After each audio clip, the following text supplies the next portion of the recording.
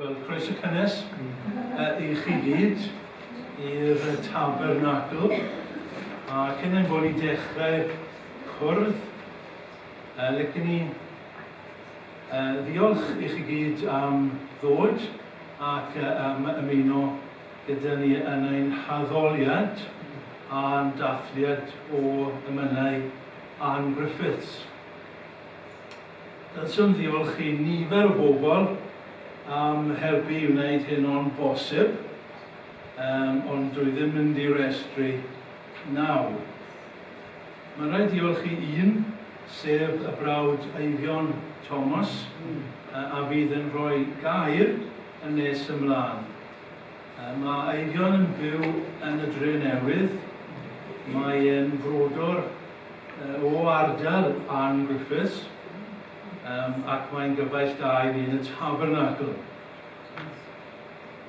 Roedd yn dewis da i'w gael ei siarad ac bydd diolchgar iddo am gytuno i wneud. Gair byr am y geiriau a fyddwn ni'n canu.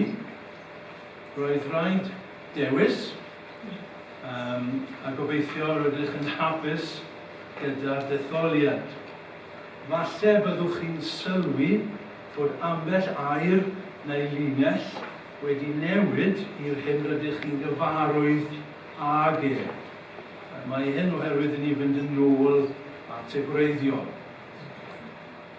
Yn yr un modd, gair am y tonau, falle byddwch yn siomedig nad ydyn ni yn canu rhyw dôn arbennig ymddiriadau. Eto, roedd rhaid dewis, ac rydyn ni wedi dewis tonau, rydyn ni'n canu yma yn y Tabernacl ar y syliau ac yn cael blas ar ei canu. Gobeithio cewch chi hefyd. Bydd rhywun o'r cynulleidfa yma yn darllen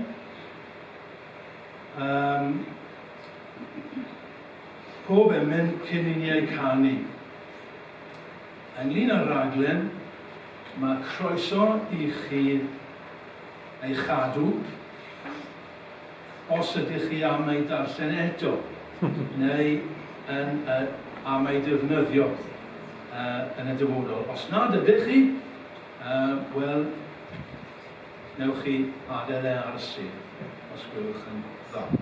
A un bydd arall ar ddiwedd yr oedfa, bydd lluniaeth ysgafn yn cael ei ddarparu ar hoswch i gymdeithasu. Chydig o adnodau ni.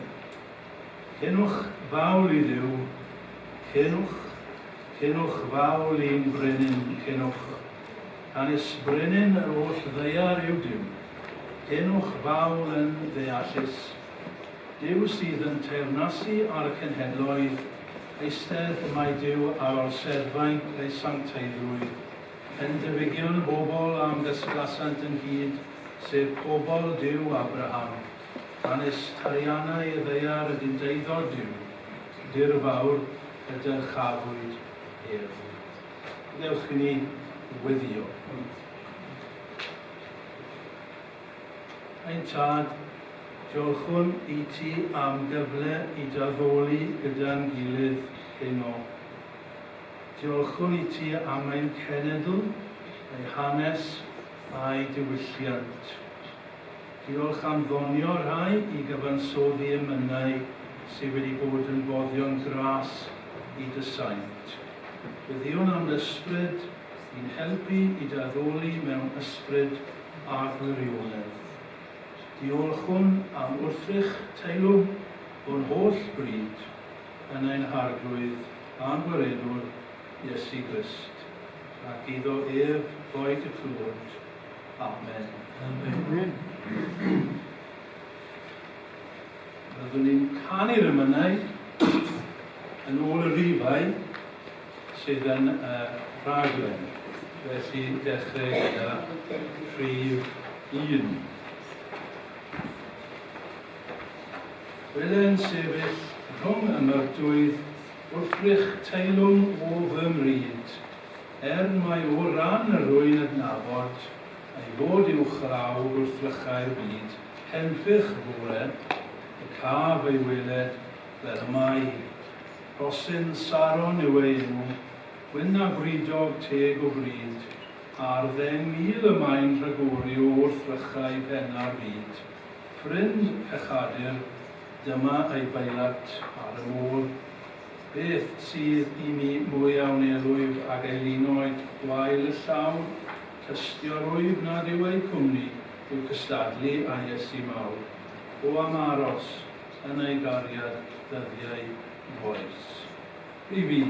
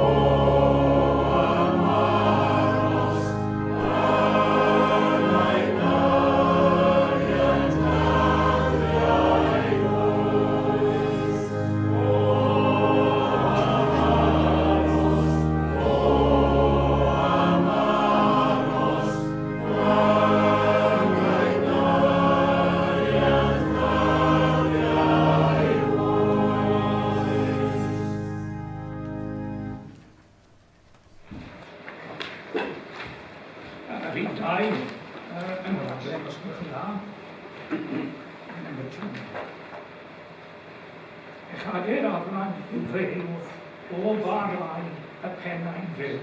Rydedda fydd fe drefnwyd bader, un gael yn dawer gwrth adur. Yno am ai yn rhond ei gyfraith i'r droseddwyr yn rhoi gwedd. Dyw a dyn yn gweiddi digon yn yr Iesu'r maberfydd. Mae fi a yn tiriad yno yn eon, taen mwyalen air sydd yn ei lawr, a hon a'i seinter at bechadur, trwy'r dderbyniad pawb ar awr. Af ymlaen, roedd danweiddi magaidd, af a sythiad wrth ei draed. Am fy ddeiant, am fy ngolchi, am fy nanu yn ei waed. Yn y bydŵr.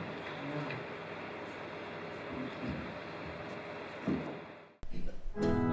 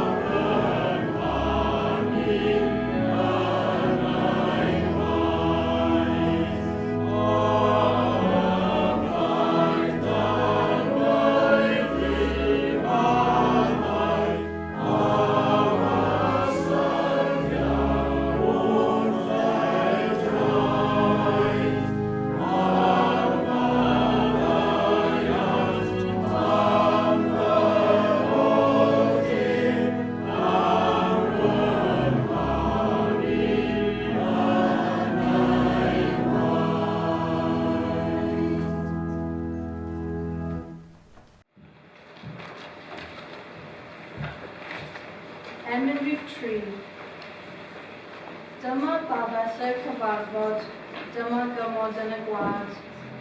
Dyma noddfa I lofryddion, dyma'i gleifion fydd ei gwlad. Dyma fan yn ymildiwdod I bechadur wneud ei mith. A chofiander pyr Jehova yn sirio wenu arnogaeth. Ffordd na chenfydd llygad barcet, ei bod fel hanner dydd. Ffordd ddisathar anweledig I bawb ond perchenogion ffydd. Ffordd I gyfiawnhau'r raniwio, ffordd I godi'r meirw'n fyw. Ffordd gyfreithlon I droseddwyr I hef a ffafod gyda Duw. Ffordd a drefnwyd cyn bod amser, yw hamlygu wrth angen roed. Mewn y ddewyd gynt yn eden, pan gyhoeddwyd had y roed. Dyma seiliau rael gyfamod, dyma gyngor 3 yn 1. Dyma'r gwyn sy'n abal lloni calon Duw a di.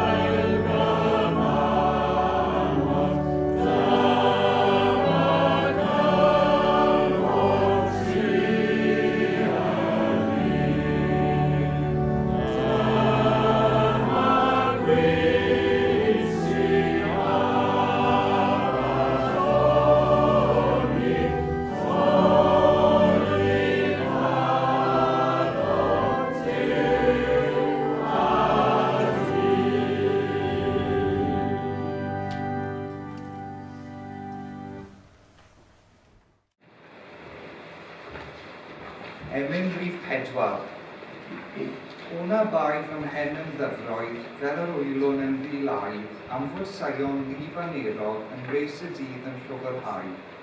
O datguddiau colofnau a wnaid i'w chynnal yn y nos, a ddiwydion diamodol dew ar gyfri angau'r gros.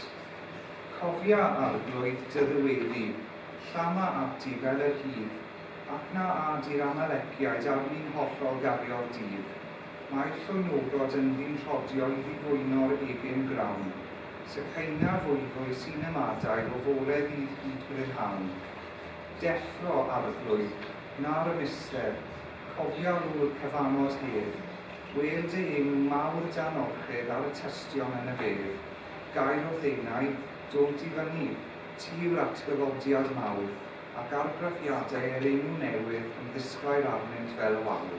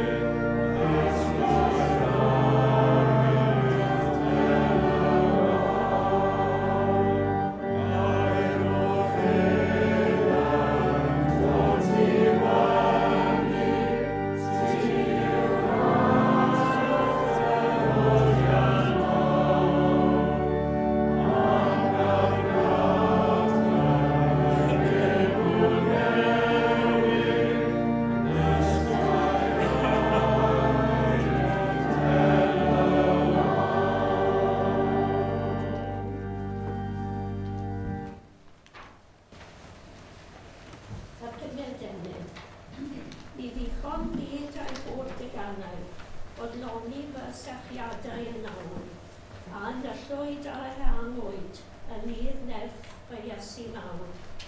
Ef nillai ei llenwi, mai di am gyffred yw. O ansallu ar ei berson, fel y maid, fe'r ddyn a dyn. O'n a chawn i dreulio nyddiau, yn fywyd o gachafiau waed. Llechu'n dawyr dan ei gysgod, byw a marw wrth ei draed. Cario'r groes a phareu'r bodi, am ei croes fymrio dyn. Ymddyfyru yn ei berson, a'i addoli byth yn ddim.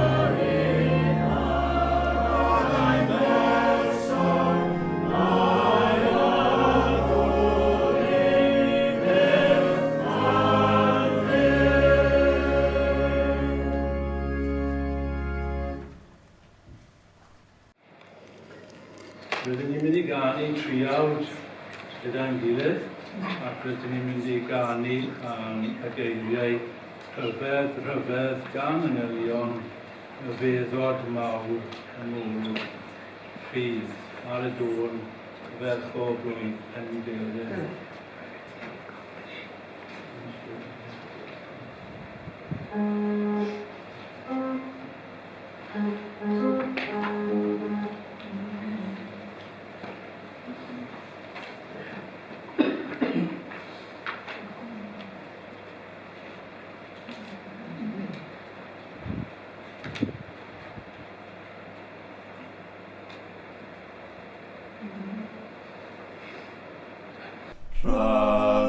Rhyfedd gan anghelion, rhyfeddod mawr yng ngolwg ffydd, gweld roddwr bod cynhaliwr helaeth, areolwr popeth sydd yn y presef mewn cadachau a heblyw.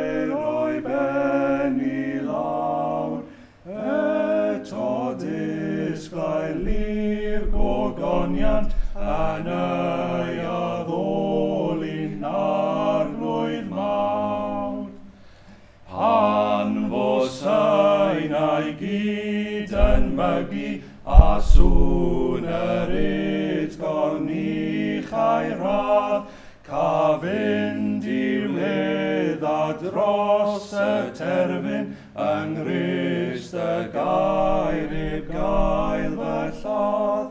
Mae yn fod trigo o cyflawnder, llon gwagle colledigaeth dyn. Ar yr adwy rhwng y ddwy blaid, wnaeth gymod drwy o ffrymiau hun. Diolch byth a chan mil diolch, diolch traf o ynof chwyth, am fod gwrthrych yw addoli a thestyn canu bara byth. Yn fy natur wedi'i demtio fel y gwailodd yn ôl rhyw. Yno'n ddyn yn wan yn ddinerth, yn anfaidrol fywiol ddiw.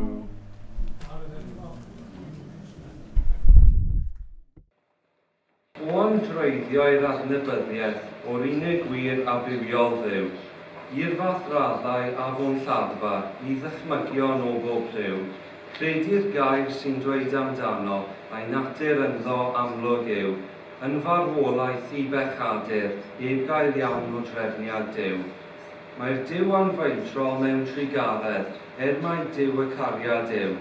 Wrth ei gofio, i mi'n ddychryn, i mi'n ddolir, i mi'n fryw.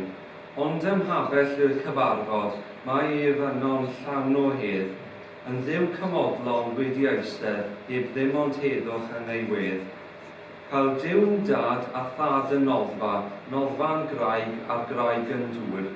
Mwy nis gallaf ei ddymuno gyda mi mewn tân a dŵr. Ohono ef mae fy nigonedd, ynddo trwy fy ddinoedd af, hebddo eiddil, gwan a dinedd, a cholli'r dydd yn wir a wnaf. Emyn 6.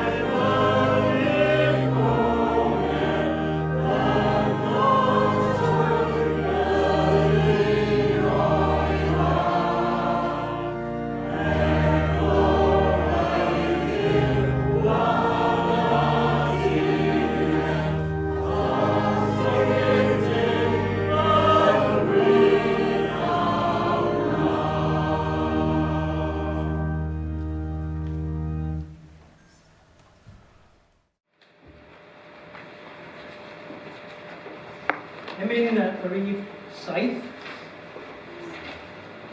O am gael ffydd I edrych, gyda'r anylion fi. Drefn y iacadwriaeth dirgelwch yn ddisu.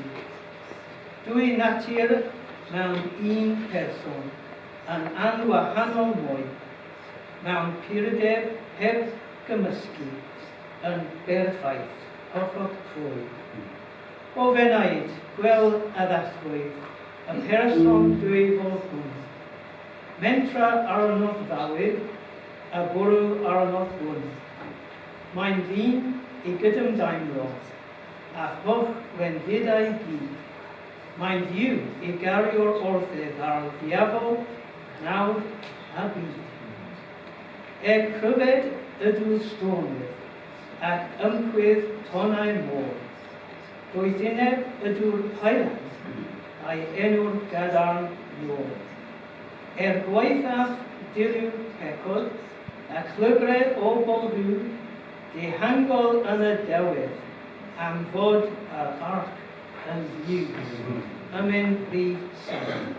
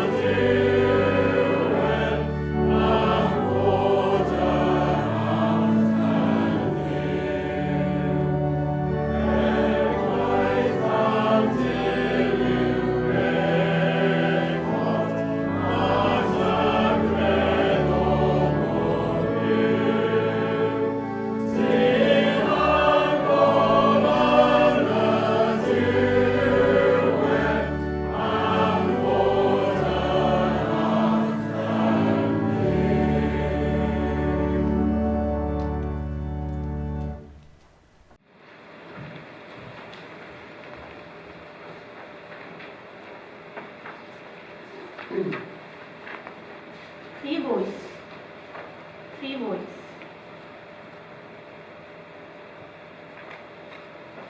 Os rhaid wynebu'r afon donog, mae un i dorri grym y dŵr. Iesu, farch o ffeiriad ffyddlon a chanddo sicr afael siŵr. Yn ei gôl cafwyddi conquest a'r angau uffern byd a bedd, tra gwyddol fod heb fodd i bechu yn ogoneddus yn ei wedd. Yn lle cario corff o lygredd, cyd-reiddio ar côr yn danllid fri, i ddidderfyn rhyfeddodau iechydwriaeth Calfari. Byw i weld yr anweledig, fi farw ac sy'n awr yn ddew, tra gwyddo lan wahanol undeb a chymundeb a fy niw. Yno cael ddyrchafu'r enw a sododd Duw yn iawn. Heb ddychymyg, llen na gorchydd, am hynnaid ar ei ddelw'n iawn llawn. Yng nghymdeithas y dirgelwch, datgyddiedig yn ei clwy, cysanu'r mab i dragwyddoldeb, heb i'n geni arno mwy. I wrth.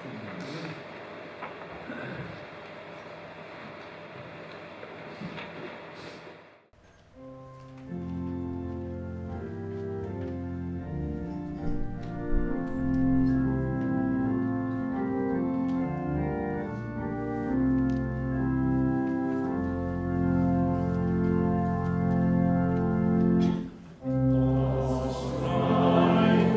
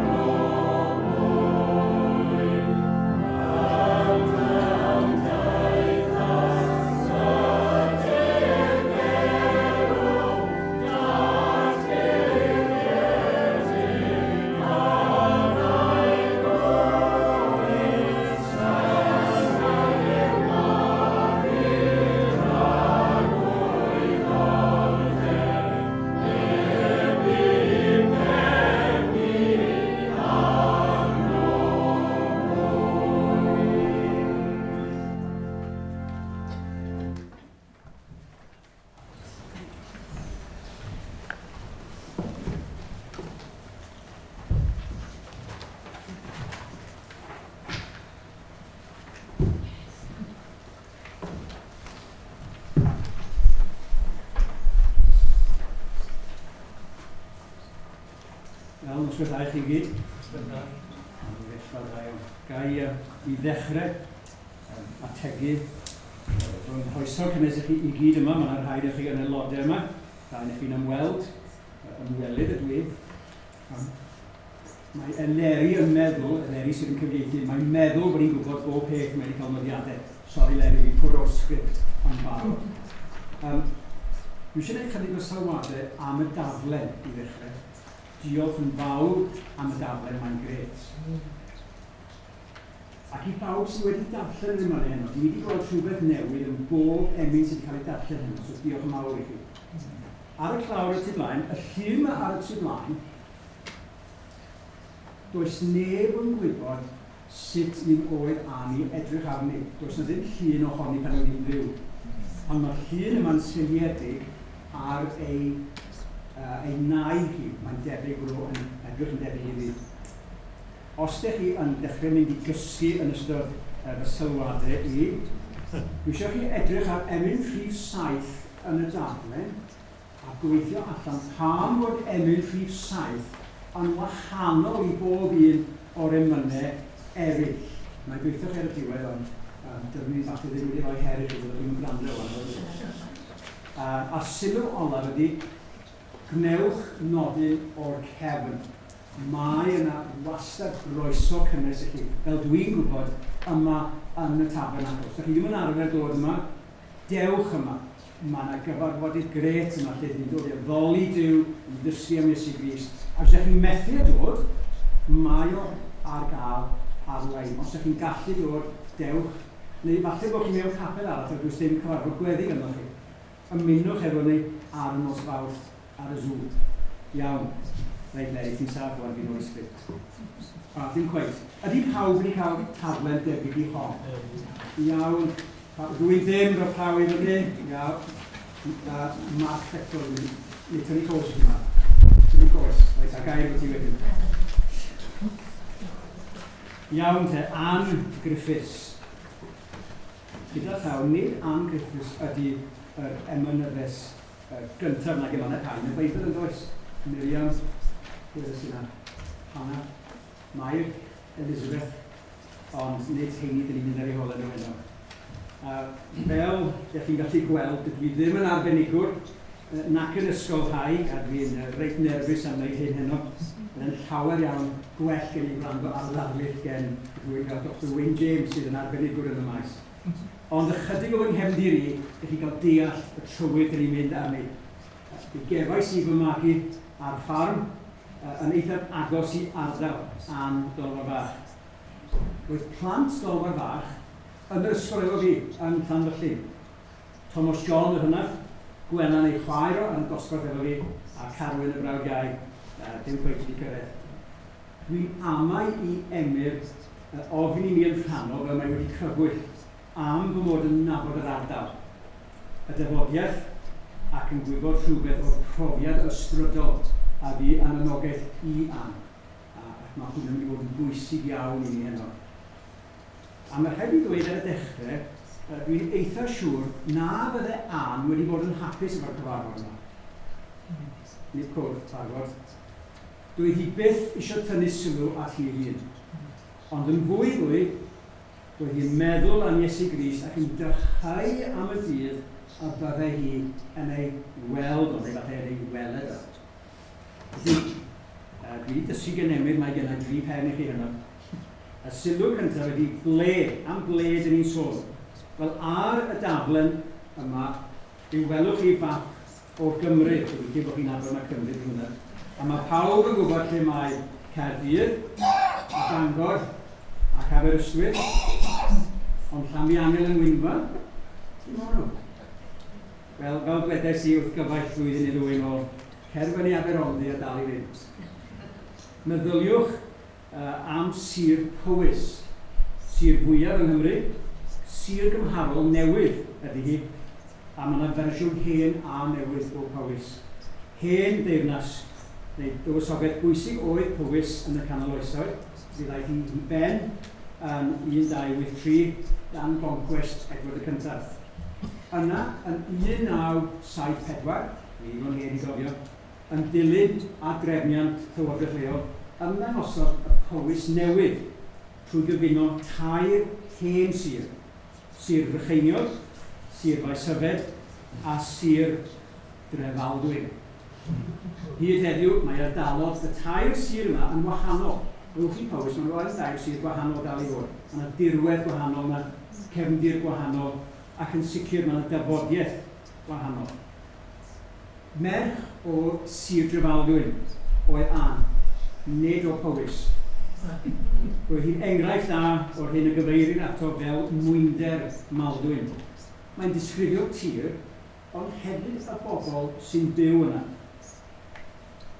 Yn yr ardal yma, os ydy mynyddoedd creiddiog fel Eryri, dim arfordir glan y môr, dim diwylliant trwm fel chwareli a pethau glo, gwaith dyr ag ati. Beth oedd yna, a beth sydd dal yna, ydy defed. Hawer o'n yna, a gwartheg a cia. Nid meisydd cia. Felly, yn y canolbarth yma, dewch i ni fynd i chwilio am dolfar fach. Ac os ydych chi ddigon ffodus i fod mor hen a fi a cael gospas, y ffordd hawddach i fynd yno ydy dal y bws fyny Merthyr, yna Trawscamria fyny i Drenewydd, y T54 i Trallwng, ac aros am awr neu falle 5 awr, a dal bws i Llanfylly. Ond yna, cerdded, does yna ddim bws mynd i Llamiangen. Am filltiroedd o gerdded, 5 o leia. I chi a fi, efallai, byddwn ni beth yn meddwl am gerdded i lefydd. Ond yn y cyfnod yma, bydd o'n hollol arferol. Dim car, dim bws, dim tren, ac o bosib dim ceffyl, dim gan fawr. Felly, cerdded allan o Llanfylly, tua Llanwddyn. Heddiw, fel mae'r arwyddion yn dangos, yr atyniad mawr ydy llyn Llanwddyn. Fel mae'r Saesneg yn alw Drenewydd. Ond welodd Ann i oedd mor llyn Llanwddyn. Doedd yna dim ond yn 188, un y dechreuodd y gwaith adeiladu ar hwn fel cronfa dŵr ar gyfer Dinas Lerpwl. Doedd na ddim sôn amdano yn nyddiau Nancy Thomas. Chi'n gwybod beth yma? Cofiwch yr enw yna. Y trefyd arall, fel gwelwch chi falle yn y map isa yma, y trefyd arall o fewn cyrraedd yr ardal, ac yn dal i fod fydde y Trallwng, a Llanfer Cyreinion, Llanfer i bobl leo, neu os ydych chi'n siarad Gymraeg, Llanfer, ac wrth gwrs Llanfylly. Trefyd bach yn dal i fod, trefyd bach iawn. Dipyn yn bellach, dros y mynydd, fel maen nhw'n dweud, dros y Berwyn, mae'r Bala, ond mai bod nhw'n dipyn yn bellach. Ac mae yna fwy nag un fferm dolwar. Roedd ei thad hi wedi priodi merch tu mawr dolwar a symud yno i fyw. Ond mae'n diddordeb ni yn dolwar fach, neu mae rhaid o'r fennau cyfeirio ati fel dolwar fechan neu dolwar isaf. Y pentref agosaf ydy Llanfihangel yn Wynfa. Mae yna sawl Llanfihangel arall o gwmpas. Mae'r ysgol yno wedi cael o fewn y 5 mlynedd diwethaf. Ac yn dris mae eglwys y plwyr hefyd wedi cael o fewn y 5 mlynedd diwethaf. Daeth diwedd ar uchafbwynt y Gaea, sef plygain fawr Llanfihangel, y plygain fawr. Ond mi allwch chi weld y plygain yna, mae o dal ar y we. Ac os ydych chi eisiau gweld yr eglwys, drychwch am y plygain Llanfihangel. Gyda'r llaw, fysa tri mawr i ffitio mewn i'r blewyn i gan y plygain yna. Diolch yn fawr boes. Ger llaw, mae pentref bychan Dolanog. Ac os ewch chi rhywbryd am per yr undod, mae yna fan braf iawn i gael picnic yno ar lan yr afon. Yn Dolanog y mae capel coffa Ann Griffiths. Mae drws ar agor, ond yn lyfrgell fechan a llyfrau i gyd yn llwydo. Ond capel coffa ydy o, nid man rhyw Ann ei hun yn mynychu. Ar ei hôl hi, y daeth y capel yma. O lawer mwy o ddiddordeb i ni ydy pentref Pont Robert. Yno, roedd gŵr ifanc, tyfu nod ag Ann, yn cynnal seiad. Bachgen lleol oedd John Hughes, oedd yn wehydydd yn ôl ei alwedigaeth, ond roedd yn ymwneud llawer efo'r mudiad newydd oedd yn chwalu ar draws Cymru, y methodistiaeth. Mudiad oedd o'n y cyfnod ydy, nid enwad. Mudiad yn llawn gres yn ogystal ag oleini, medda'r biwgraffiadur Morris Davies, sôn am hwnna'n ymwneud. Mudiad o fewn eglwys Lloegr, yr eglwys Lado. Mudiad yn tyfu mewn niferoedd, ond hefyd yn tyfu yn gynyddol bellach oddi wrth yr eglwys, o safbwynt diwynyddol a phrofiad. Ac byddwn ni nôl at John Hughes. Dyna dipyn bach o ble. Yr ail gwestiwn ydy pryd. A dyma hwn. Felly gael yma o waith cartref i weld faint ydych chi'n gwybod am hanes ein pobl ni. Yn 1776, geni Ann yn dolwar fach, tu un llawr iddo. Fe bedyddwyd hi yn eglwys y Clwyd, Llanfihangel y Wynfa, ar ail o Ebrill 1776, na nid yr ail, cyntaf yr 20 o Ebrill 1776. Yn 1794, bu farw ei mam hi, a daeth Ann yn feistres ar dolwar fach. Yn 1814, bu farw ei thad, priododd Ann Thomas Griffiths o'r blwyddyn nesaf, a dyna pam Ann Griffiths oedd hi. Ond cyn hynny, yn ystod ei bywyd, Nancy Thomas oedd hi. Yr un enw fy nain i gyda llaw, yn swyddogol fy nain i enw yw Anna Thomas, ond ar lafar Aunty Nancy Gyrmyri. Enw'r fferm lle roedd hi'n byw. A dyna traddodiad gwledig Cymreig yn dweud, nabod a galw pobl wrth ei henw cyntaf ac enw'r cartref. Felly i ni, emynau Resolfen, y gŵr yma, nid Emma Jones, a Thomas Wain Caich, nid Thomas Farm. Mae'n ddiddorol hyd heddiw bod y Saeson yn cyfeirio ati fel Ann Griffiths a'r Cymru cyfeirio ati fel Ann dolwar fach. Beth oedd cefndir a chyd-destun y cyfnod yma? Mae'n gyfnod cyffroes. Mae'r cyfnod wir cyn y chwyldro diwydiannol a ddaeth yn y 14th ganrif o'r 15, cyn y ddwy ryfel byd mawr, ond mae y newidiadau wedi bod yn digwydd yng Nghymru, yn arbennig o ran crefydd a ffydd. Dau beth gwahanol, peidiwch a cymysgu'r rhaid, crefydd a ffydd yn ddim yr un peth. Mae'r athro Wyn James yn cyfeirio yn ei waith arbennig, y gwaith safonol wir, ar Ann Griffiths, bod hanner olaf y 19th ganrif yn gyfnod o draws newidiadau mawr. Rwy'n anghyddiaeth, yn ddiwydiannol, yn ddiwylliannol, yn wleidyddol ac yn grefyddol.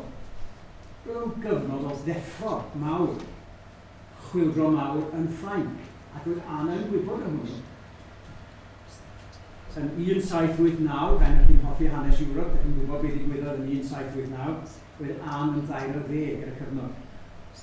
Ac roedd Ffrainc a Lloegr yn trefela bron trwy'r holl gyfnod bywyd Ann. Mae'r rhaw fwy ohono ni, dyn ni ddim wedi byw trwy gyfnod o'r rhyfel. Mi roedd Ann. Roedd hi'n ymwybodol ac yn mynychu cyfarfodydd gweddi arbennig i wneud efo hwnnw.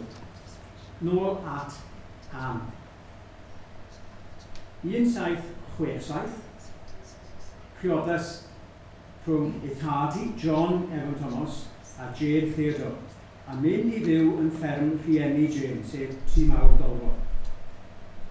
1767, geni Jane. 1769, geni John. Yna, 1770, roedd wedyn symud i Dolfo fach. Felly, dau blentyn, symud i Dolfo fach. 1772, geni Elizabeth.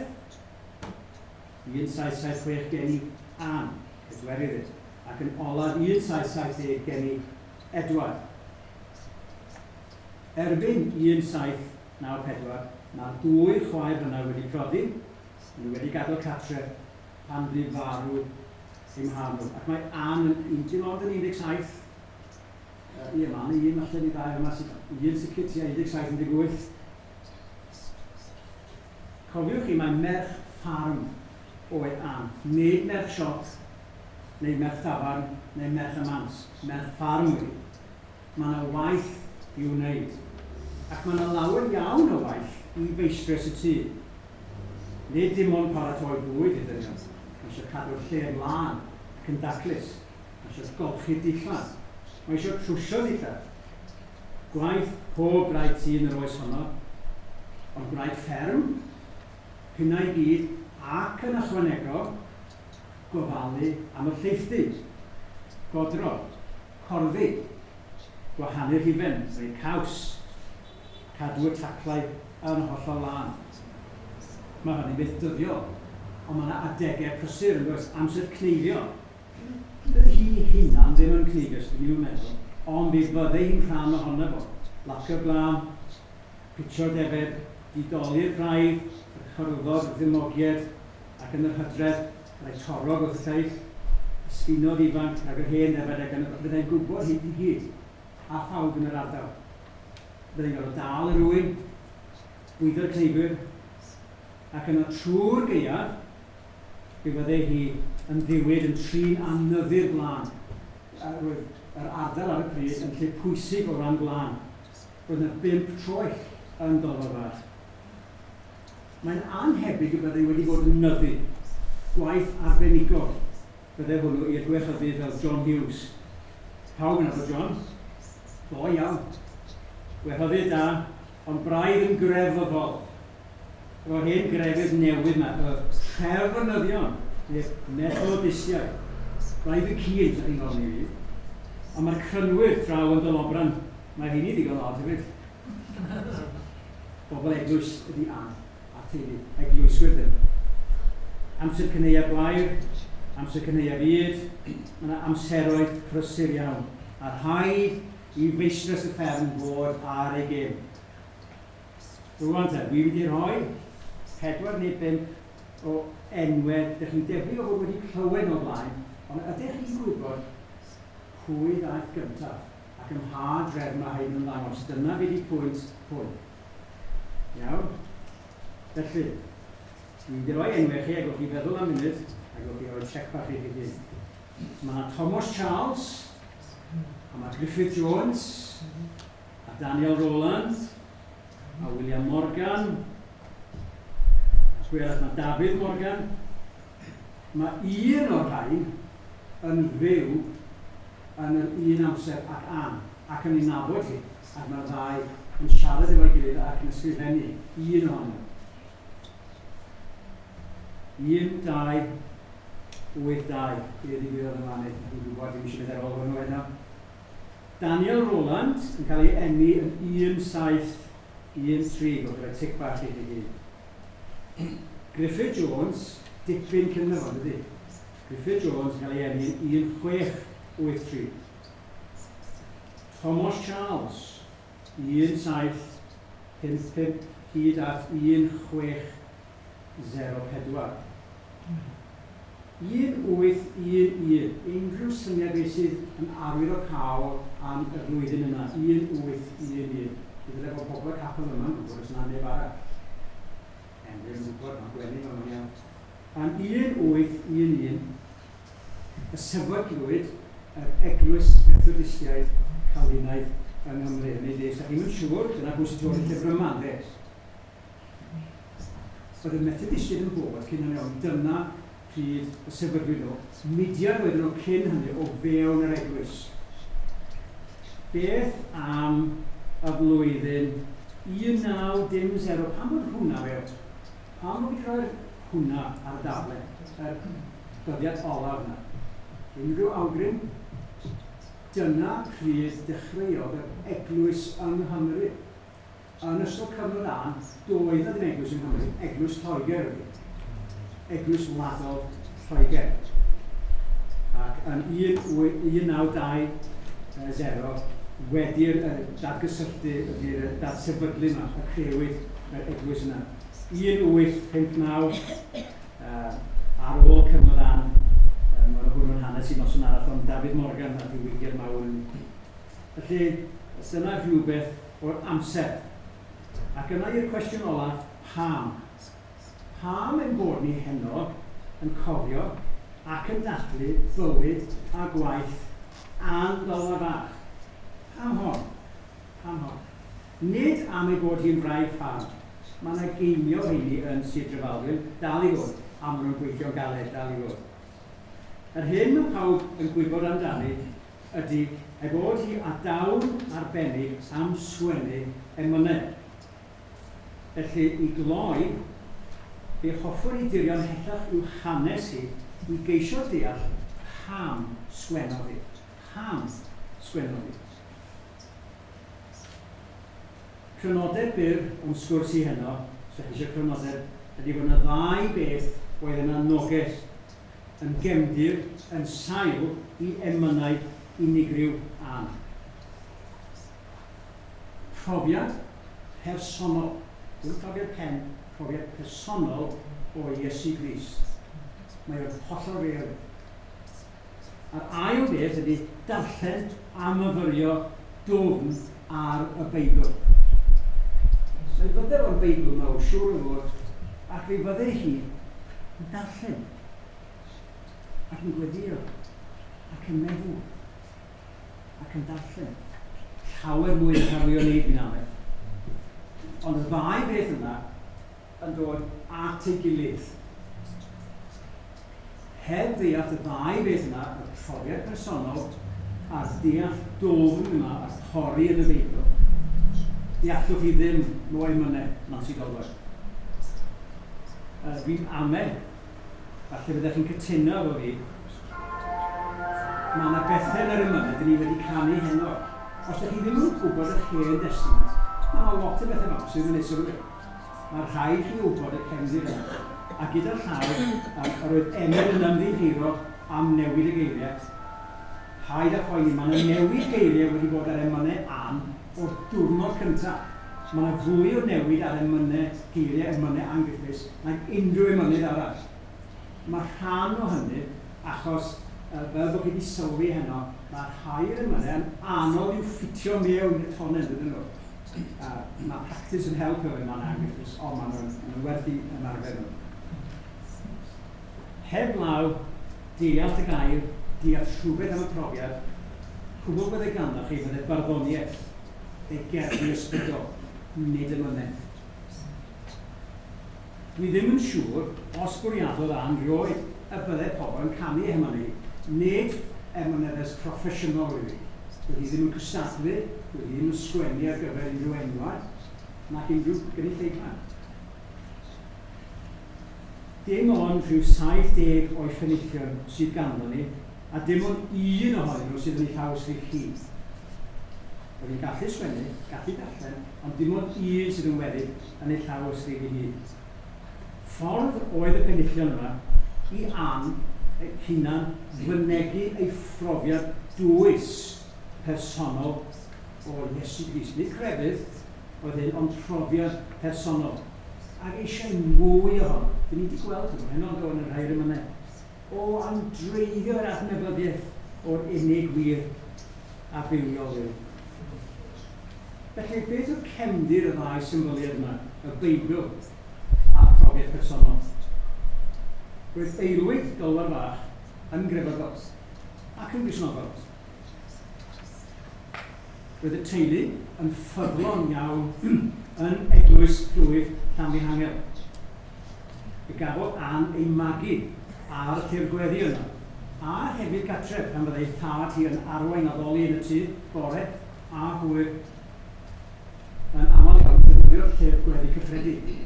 Os oes yna rhai i chi yma o gefndir eglwys, droswch ar y tirgweddi yna, mae'n bethau gwych yma. Mae hen fersiwn yn well na fersiwn newydd yma ni. Mae yna stori dda yn y manor yn dangos pa mor ffyddlon oedd y teulu yma i'r eglwys. Roedd ganddyn nhw gyd-efaid.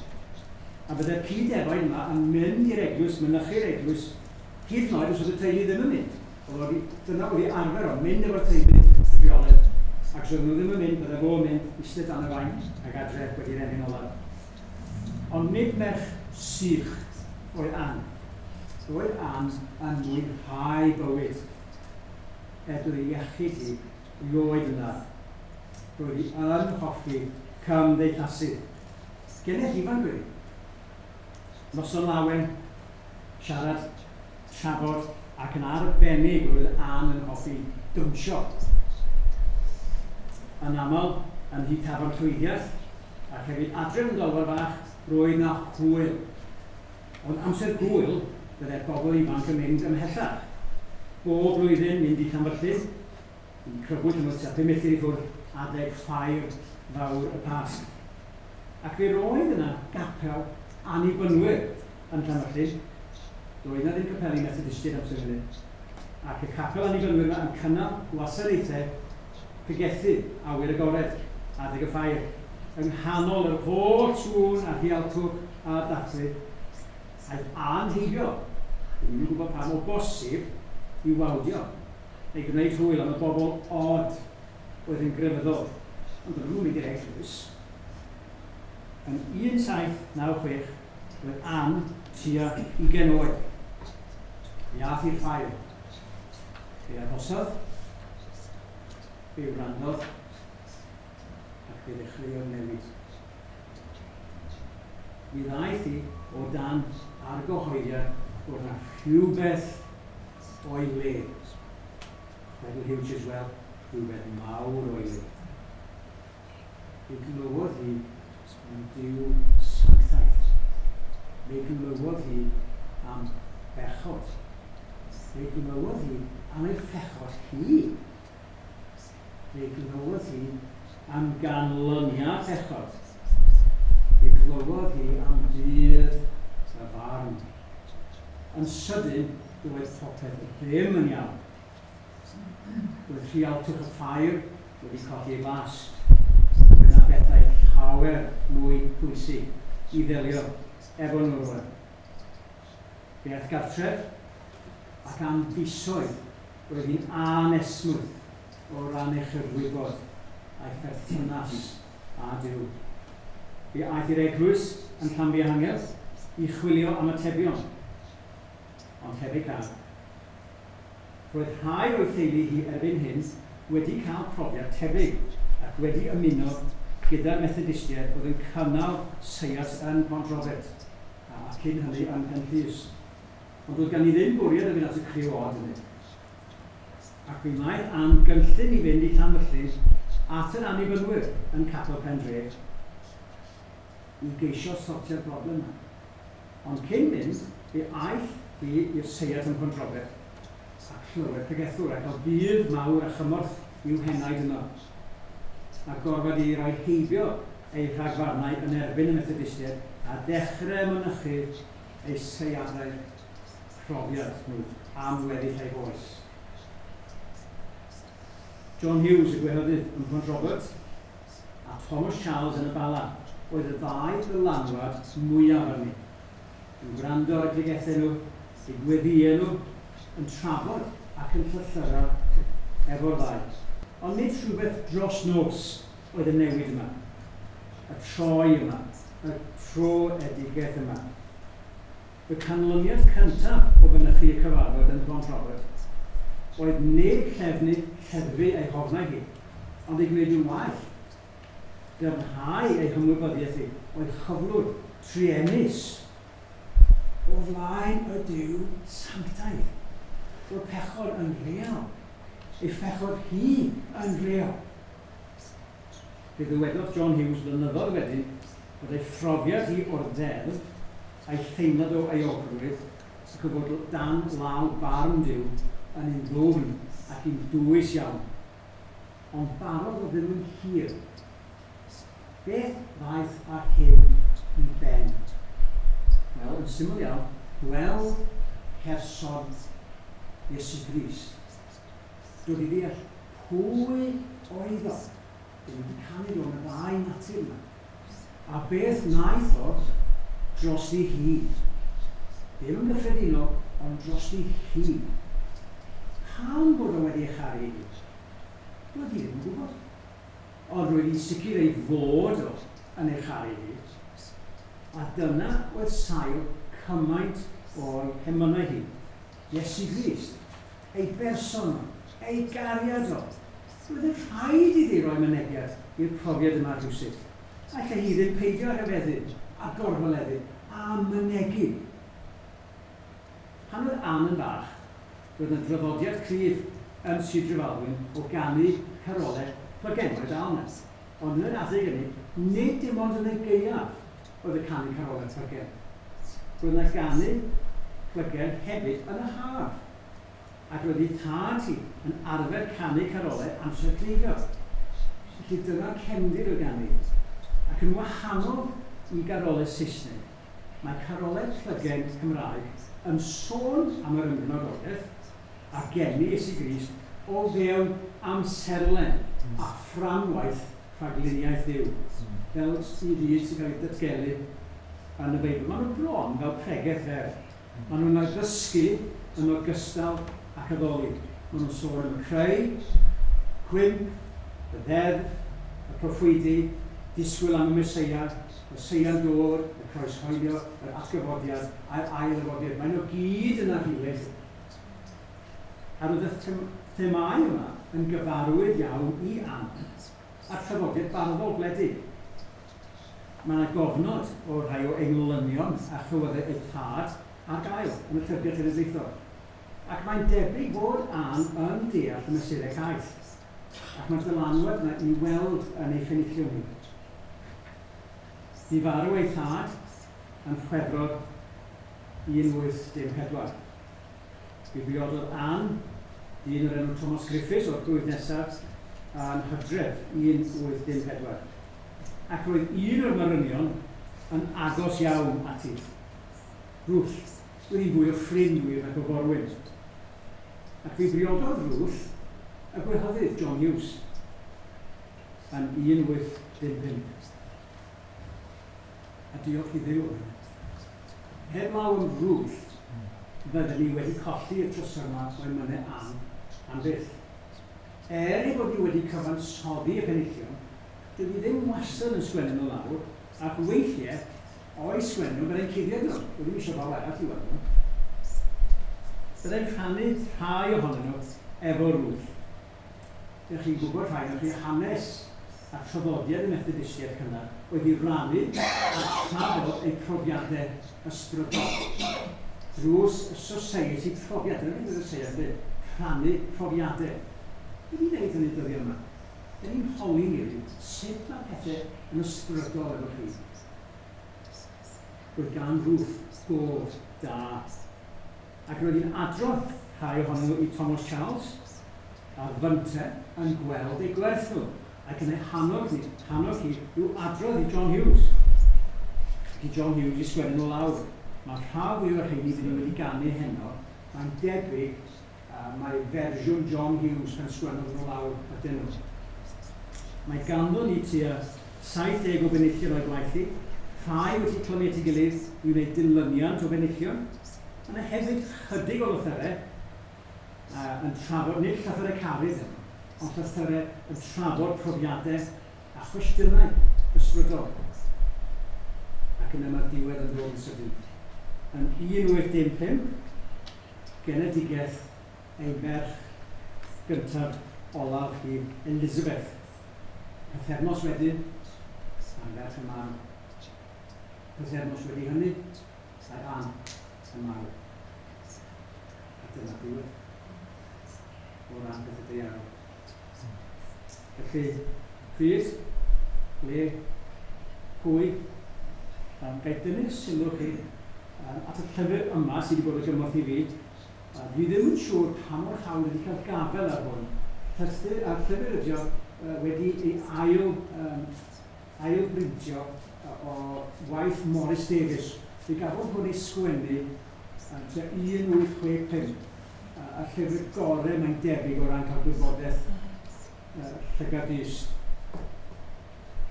A nôl at hwn. Dych chi wedi gweld beth oedd yn od am emyn i'r saith. Dwi'n gwybod beth sy'n wahanol am emyn i'r saith. Oedd hi'n diddorol am clywed y tri gŵr yma yn canu eu carol nhw ar dôn werinol mewn ffordd, yn dweud, caru merch o blwydd Penderyn. Dyna oedd Ann yn mynd yn aml iawn. Ond, drwch chi'n rhifau bach ar y top, mae'r mesur yn wahanol yn rhif saith. Mae pob un o'r lleill ar un mesur. 8-7 gwbl.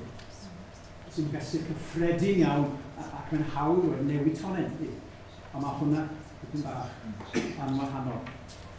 Wel, diolch i chi am wrando ac am beidio chysgu neu byd o'n neud yn amlwg.